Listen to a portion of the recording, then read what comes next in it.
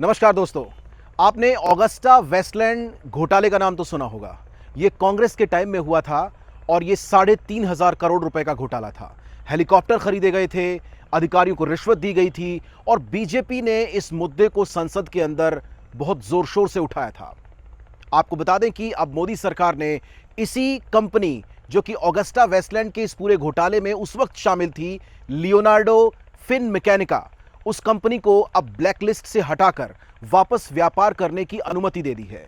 यानी सब कुछ मोदी सरकार वही कर रही है जो कांग्रेस किया करती थी।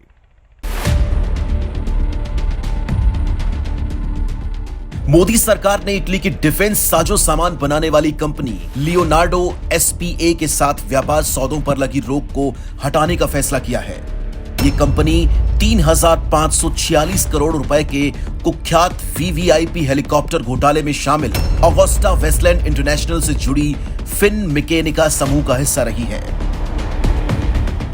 इस कंपनी से जुड़ा है 360 करोड़ रुपए की रिश्वत देने का मामला। आपको बता दें कि साल 2012 की शुरुआत में 3,546 करोड़ रुपए के वीवीआईपी हेलीकॉप्टर्स की आपूर्ति के लिए भारतीय राजनेताओं, नौकरशाहों और आईएएफ के अधिकारियों को 360 करोड़ रुपए रिश्वत के रूप में दिए जाने का आरोप लगा था।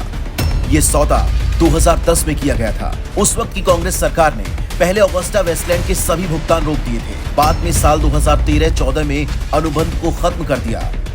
लेकिन अब मोदी सरकार ने एक बार फिर से इस कंपनी को भारत के साथ व्यापार करने की इजाजत दे दी है। इसमें दिलचस्प यह है कि बीजेपी इसी ऑगस्टा वेस्टलैंड में घोटाले के मुद्दे को साल 2014 से पहले संसद में उठाती थी और शोर करती थी, लेकिन आज उसी कंपनी को दोबारा से मान्यता भी बीजेपी की मोदी सरकार ही दे रही है। जिस इटली की कंपनी लियोनार्डो फिनमेकैनिका पर बीजेपी सवाल उठाती थी और उसका सीधा संबंध कांग्रेस की अध्यक्ष सोनिया गांधी से जोड़कर संसद में शोर करती थी, अब उसी कंपनी को भारत में आमंत्रित भी बीजेपी की मोदी सरकार कर रही है।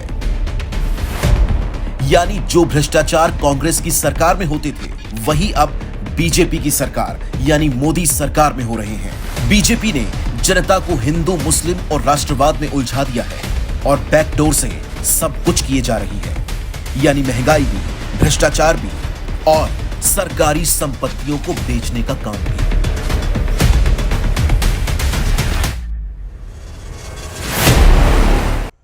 तो आपको बीजेपी ये बता रही होगी कि कांग्रेस ने ये भ्रष्टाचार किया, कांग्रेस ने देश की संपत्ति लूट ली, कांग्रेस ने ये किया, कांग्रेस ने वो किया, या दूसरी पार्टियों के बारे में बताती होगी। और इसी बीच बीजेपी भी वही सब कुछ करती है जो कांग्रेस पार्टी कर रही थी।